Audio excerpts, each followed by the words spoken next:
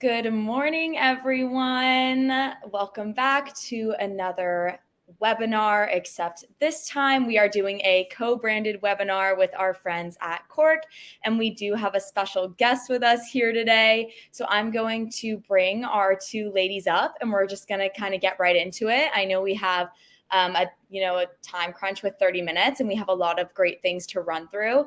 Just to put it out there, we are having a little bit of some audio issues. So we're going to be doing a lot of muting and unmuting when people are talking. So if you hear anything on your end, please throw it into the comments if one of us needs to mute. But yeah, we're just going to get this show going. So I'm going to bring our two ladies up, and I will have Emily introduce herself first. Hi, my name is Emily McMeekan. I'm the Features Director of Cork in the UK. I'm afraid I'm the British failed connection that's causing all the audio issues. So yes, I apologize in advance. Cork is a digital trends and influencer intelligence platform, and we report on the creator economy, the changes and the shifts and everything that's exciting about this kind of wonderful world of influencer marketing that we inhabit in.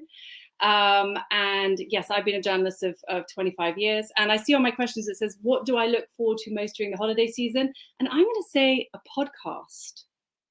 I think the beauty of podcasting in this period is that, you know, we're going to be walking through the street deluged with the sounds of Mariah and other festive kind of jingles, and then we're going to put on a podcast and listen to our favorite, audio creators telling us stories about their lives. And I think that that is a powerful moment in marketing and something I look forward to seasonally. So I'm now going to hand over to the lovely Chloe.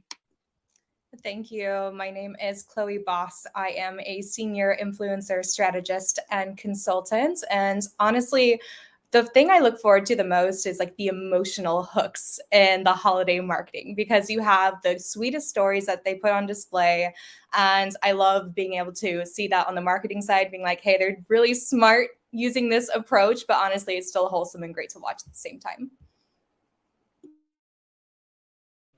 Awesome. Thanks, guys. So we're just going to jump right into it. And we've kind of segmented our webinar into 4 different parts. So right now we're going to jump into influencer marketing in the holiday season. So Emily, how do bigger influencers still retain relevance when their lives look increasingly alien to the modern consumer, particularly in the current economic climate and around such a decline time such as Christmas? Okay, so that's a fantastic question to kick off. I think the key is curation. It's got to be about curation.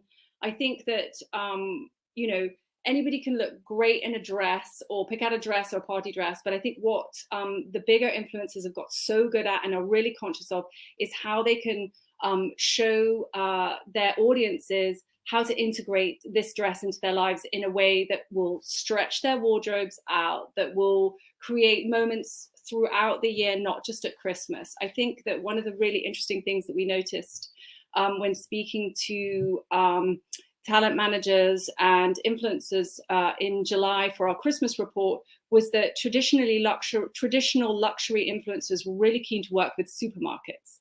Okay, so the idea is that they can say, listen, here's a great sweater or jumper, as I would call it, and it costs X, but here's 5 ways that you can wear it, and here's 5 ways you can incorporate it into your life. This is how I've incorporated it into my life. And then they can give their audiences solutions. And I think that's basically where we're all headed. That's all we want, right, is solutions. And I think that that is how the bigger influencers are going to create that sort of that connection, that touch point with their audiences that isn't just look what I have and that you don't. Awesome. I love that. I think that's so important. And, as TikTok and Instagram and all these platforms develop, we're really seeing a lot of, regular people really kind of be the solutions and really implement those solutions for the everyday consumer. And I know that we're starting to see the bigger creators start to do that as well, because they recognize the position that they're in and that they're really able to help the everyday consumer. That's great. So Chloe, do influencers closing their books and seemingly taking on fewer collaborations when the holidays are at their busiest period? That's a really great question. And I think it's truly influencer dependent because we see some like non-specific niche of maybe just lifestyle or household influencers, and they'll take the advantage of obviously a lot of deals coming in, and you'll see two to three posts per day where normally it's a little bit more spaced out and trying to be that person for a gift guide. But then in some niches that doesn't work at all. For example, if you are a travel influencer, these trips take months in advance to be able to thoroughly plan out, and you're going to see their feed being more of a curated holiday guide of traveling or something like that. They might partner with luxury travel luggage or something along the lines of whatever they're going to put in their niche. But it's truly influencer dependent. But with this, I would definitely recommend going into booking somebody several months in advance. So that way it's not last minute cramming and they can actually curate their feed better. So something to take from that, if you're a brand watching and if you haven't already started booking your influencers, take these next couple weeks to really start booking them, because again, people, if they're not already booked, they are definitely looking for those brands to lock in those last minute collaborations. And we definitely don't want it to get to December. And I know that Chloe's had experience with this, and a brand wants something done 2 weeks before, and it's a very hard execution to get done. Emily, I saw that you were going to say something. Yes, I also wanted to add that I think with the cost of living, pressures that people are under, influencers also don't want, exactly as Chloe said, to have, 3-4 campaigns a day. So they're going to get booked up. So yeah, definitely worth having those conversations ASAP. Absolutely. So Emily, oops, I'm trying to find my question. Kind of a bigger question, but we're regularly seeing influencers taking their businesses more seriously and prioritizing higher financial compensation for posts over gifting campaigns or lower price point collaborations. So, coupled with a tough economic background and reduced marketing budgets, how can brands still find ways to work with influencers they want this Christmas? So I had two thoughts about this. I mean, I obviously that I'm gonna that we have time to discuss, because obviously this is a whole question for an entire webinar. But I think the key with working with creators that you want that might not be within your price or that you have, is to concentrate on long-term collaborations. We were talking yesterday in the pre-webinar meeting about how consistency in payment and things that creators are worried about is because they are sort of self-employed, freelance, all of that stuff. And actually, if you spread out collaborations throughout the year, then you are going to get more bang for your buck. And so is the influencer themselves. And I've got quite a good example of this UK TikToker called Maybelle Morgan, she's a mid-sized influencer. She has about 60,000 influencers on 60,000 followers, and she does these amazing collaborations with the brand Uniqlo. And so her spring summer edit has about 1 million views, and is literally her going through her sort of edit of what's out there. And she's incredibly low key about it, and it doesn't feel like it's a kind of huge paid for thing. And then so they hooked up with her again for the autumn winter, which just dropped this week, and the collaborations had 600,000 views in 24 hours.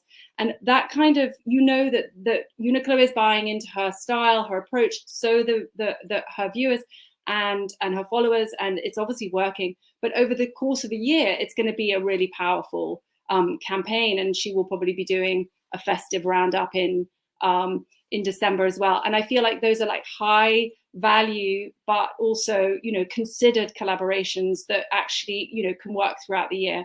The other thing I wanted to talk to about brands is how, if you are wanting to work with an influencer, can your product or your service help the creator on their mission? Find out what it is that the creator is wanting to do. It doesn't necessarily have to be a paid for collaboration. It could be that they are wanting to gift their community. It could be that they are wanting to create a podcast. You have no idea what their end goals are beyond, speaking to the managers about what their price per post is. So maybe considered conversations that lead to clever collaborations is the way that people should be thinking, rather than just thinking, how much do I need to pay you to get you to use my product? Absolutely. And this kind of leads in, you really segmented great into the next question. And I know we had talked about this yesterday, but in an ideal world, because again, we are kind of getting late into the planning season and securing influencers. But Chloe, when is the best time for a brand to start planning and executing their holiday strategy?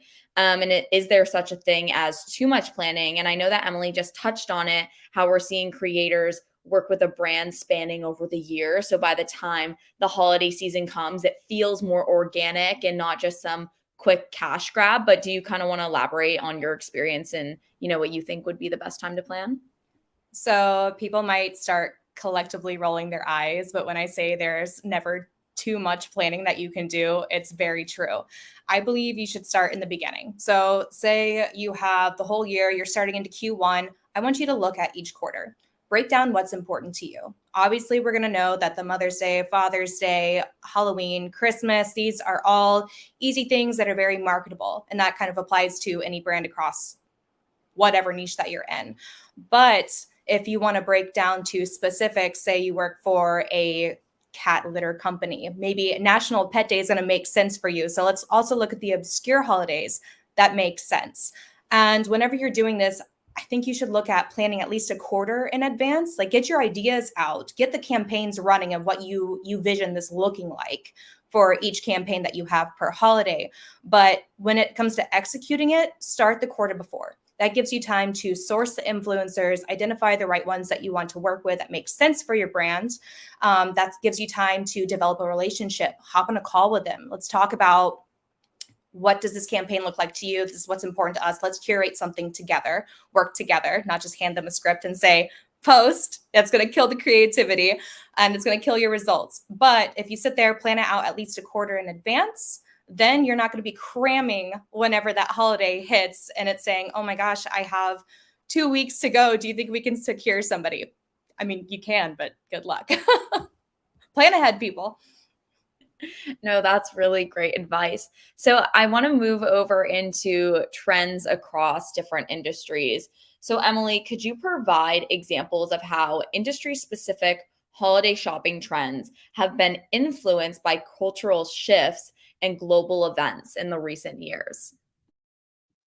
So when I was doing the research this summer, what I found was really interesting is how certain, exactly like you said, sort of industry shopping events like Black Friday or, for example, the Advent calendars, the beauty calendars, had fallen out of favor with influencers because they felt that, particularly last year in the UK, when that was very uncertain and the climate was so uncertain, that the idea of like pushing that kind of sell, deals was incredibly difficult for them, for their audiences, and they just decided that they were kind of going to avoid Black Friday altogether, which was kind of fascinating to me because, my as a consumer, my view is that Black Friday is everywhere. But one talent agency who, represent about 6 or 7 kind of major UK shopping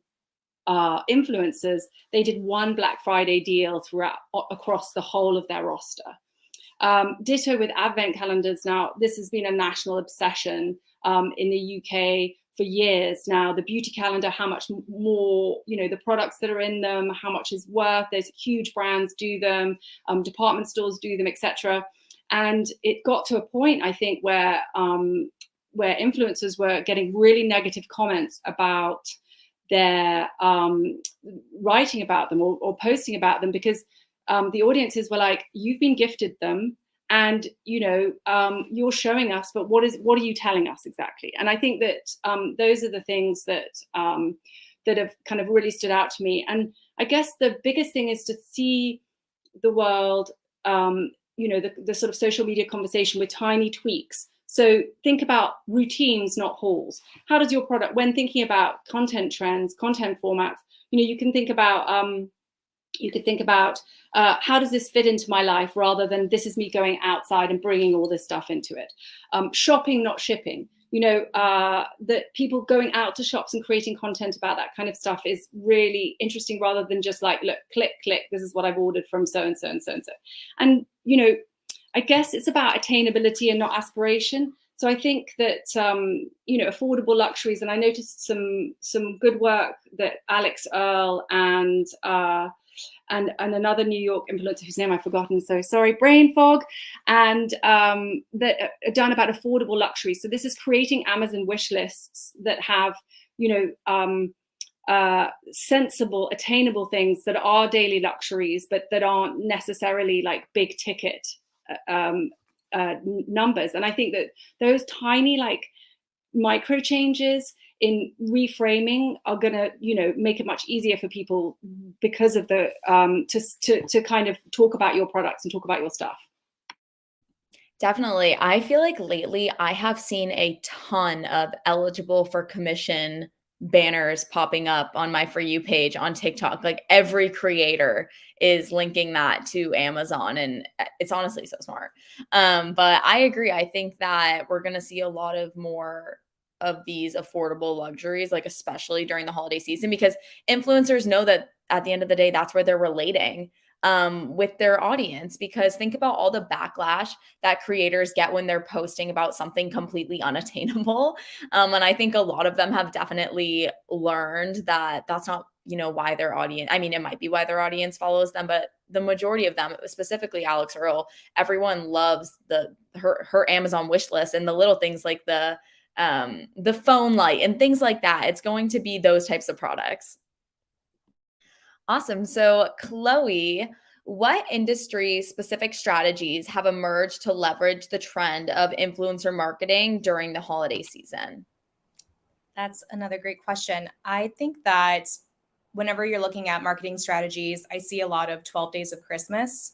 So they'll do like 12 days of getaways and giveaways, and they'll use influencers to be able to speak to that to their feeds. Another thing that's very popular is Amazon, unboxing or just unboxing in general. And it's so cute to be able to say, hey, this is what I've gotten from them, and this would be an amazing gift for your loved ones. And then something that kind of plays off that as well is seeing gift wrapping videos. That makes it seem like, and it's funny because you go from unboxing to actually boxing.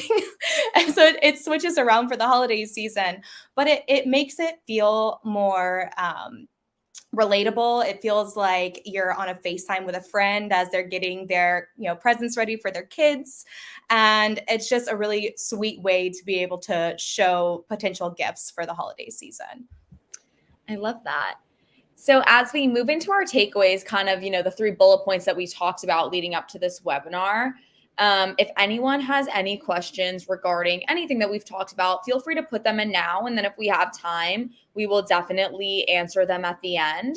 And then if not, if you guys want to, stay till the end, we actually have a little bit of a special giveaway that we're doing. Cork is going to be sending out their holiday and Christmas guide. So feel free to send over your emails to hello@affableai, and then we will have Cork send over their guide directly to you. And Emily can speak a little bit more on that at the end if we have some time, but feel free to start getting those questions in. And we're just going to wrap up right now with our 3 takeaways. We have about 12 minutes left, so I want to make sure that we get through them. So Chloe, could you share your top recommendation for a team aiming to strategize for an upcoming holiday campaign?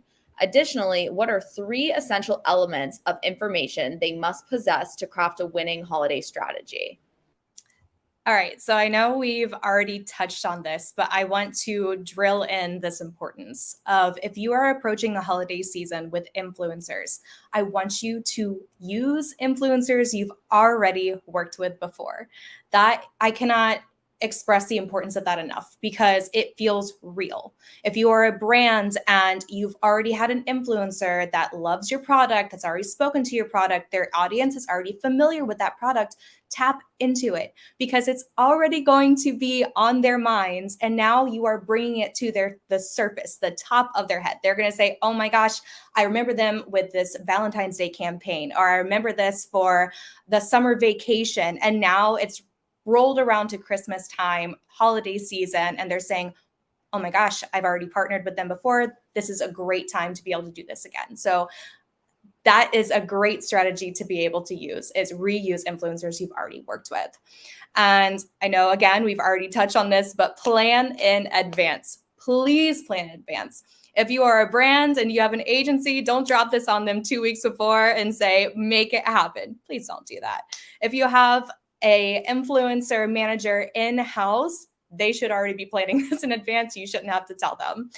And then outside of this, make sure that it's at least a month in advance, but truly a quarter in advance is going to be the best bet.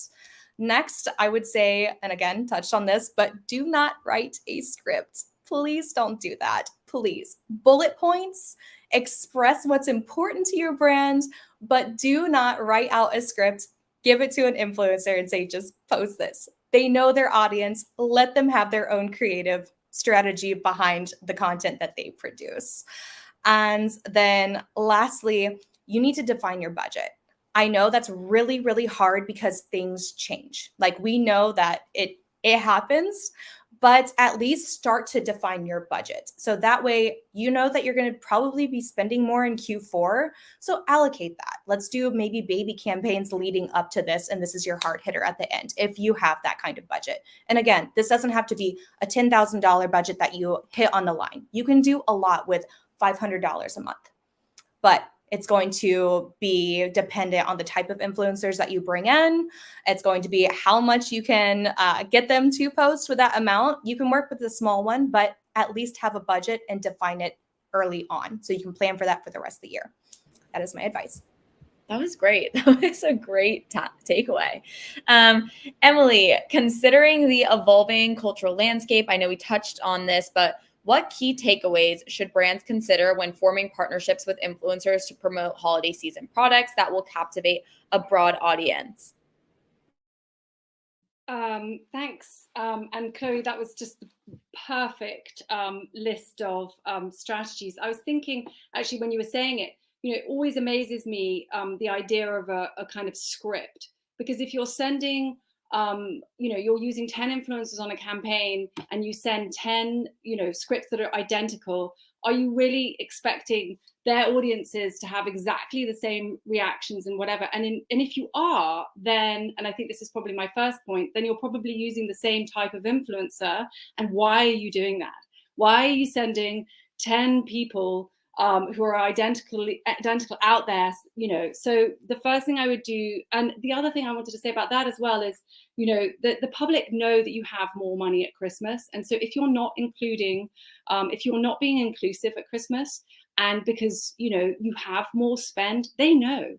People know, and those audiences know, and they think you still don't care about us at Christmas. Christmas is about being kind. It's not about, leaving people out. And I think it's really important to think about that, to think about, exactly like you said, let the scripts go, tailored to the influencer or the creator, but also make sure that your roster is inclusive. And I would also say, and I heard this at a brilliant talk, so I'm not going to take credit, with TikToker Rob Mayhew, embrace the outlier, have a wild one in there, throw something great, that you wouldn't normally expect, because you just don't know what might happen at Christmas.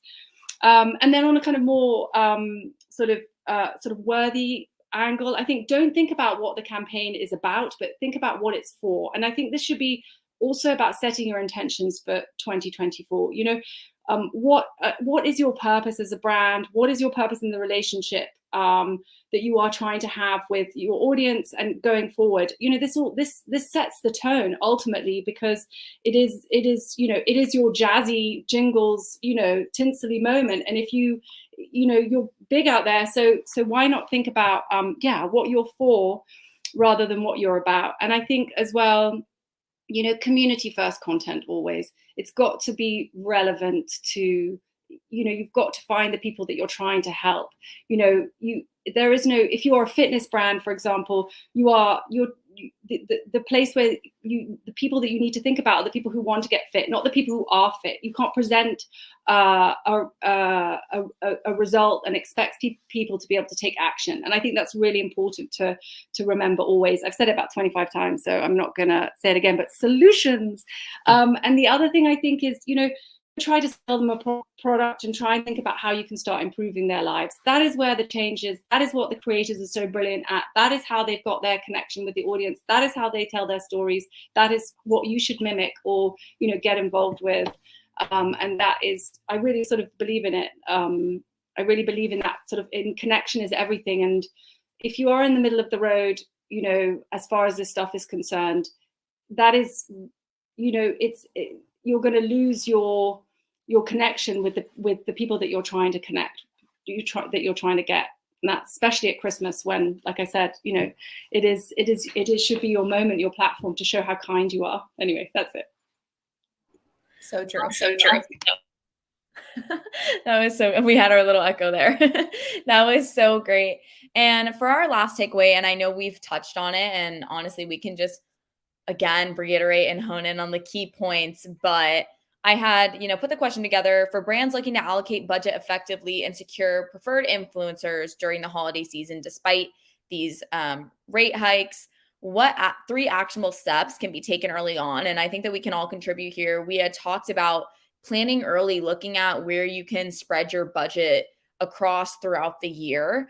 And like you said, save that a good chunk of that budget for Q4, knowing that influencers are going to have a rate hike. And then do you guys maybe want to contribute reiterate one more point that you had mentioned? I will jump straight in here because even though we have touched on this is another strategy that I can suggest.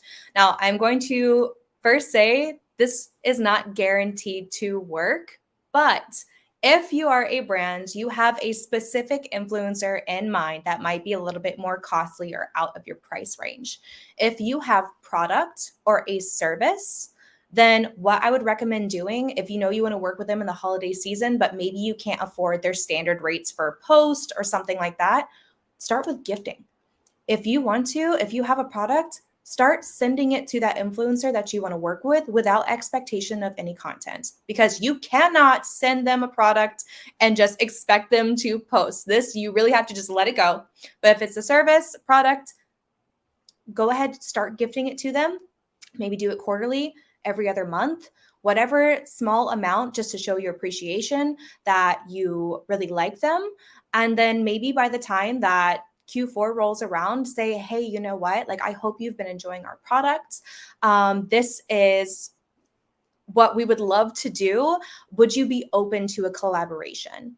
And if they love the product, then maybe they might possibly do it with under the budget that they normally would charge. Again, this is not going to work every single time, but it is at least a good way to get your foot in the door for a possibility for something like this to work.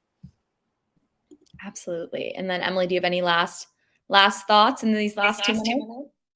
Yes, actually, and I completely agree with Chloe about that. I think gifting sets up a relationship, particularly without expectation. I think that's really important. The other thing I thought about for Christmas is creative gifting. So this is sending gifts to influencers that have absolutely nothing to do with your product whatsoever. And I think Rare Beauty are really good at doing this. So there's an fitness influencer called Whitney Simmons. She loves Diet Coke. They sent her an ice maker and a crate of Diet Coke. There was not one Rare Beauty product in sight. She unboxed it. She was delighted. It creates real affinity and love and relationship. And it says to the audience, look, Rare Beauty have got this influencer. Maybe they've got you too. And that's priceless. They did the same thing with Michaela Noguera, who was having a hard time with something. They sent her a video of all of her friends and family talking about how valued she was. Again, not a mascara in sight, not a highlighter, nothing. And I think that if you are playing the long game, if you want to think about maybe gulp Christmas 2024, why not set up a kind of creative gifting season this Christmas and send creators things that you think that they might really love that are nothing to do with your product, and start that relationship as well. So there you go. Emily, I love that. That's such a great idea. Rare Beauty is just on another level. I think everyone should be looking at what they're doing, because they are just completely dominating the space. But we have about 30 seconds left. So I just wanted to thank everyone for joining our co-branded webinar today with Cork. And thank you, Emily and Chloe, for hopping on and being wonderful panelists. If anyone has any questions, please email hello@affableai, and we will get the Christmas holiday report sent over to you from Cork's end. And any questions, please let us know. Please feel free to connect with us on LinkedIn, and we'd love to connect further and hear your thoughts as well. So thanks, everyone. Have a good day.